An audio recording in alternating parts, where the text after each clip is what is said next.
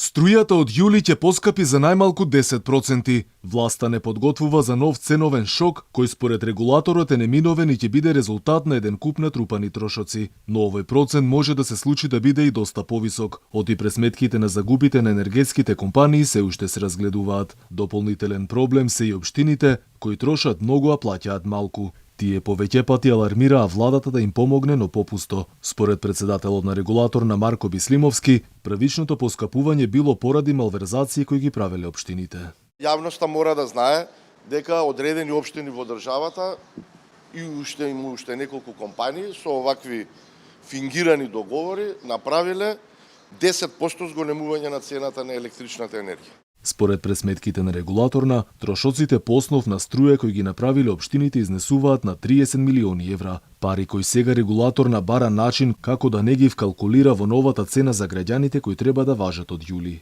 Само за првите 4 месеци имаме трошок од 30 милиони евра.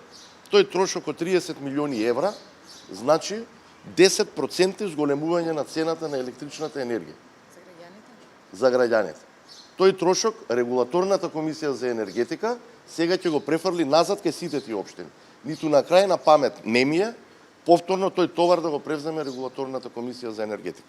Инаку до крајот на месецов енергетските компании треба да ги достават пресметките за нивните трошоци кои директно влијаат во формирањето на цената на домаќинствата. За сега не се знае колкав ќе биде уделот на струјата кој државните електрани ќе го испорачаат на универзалниот снабдувач. Паралелно привршува и изработката на новите правилници за нови тарифи за пресметка на цената на струјата. Домаќинствата кои ќе трошат повеќе, правилниците предвидуваат и поскапо плаќање.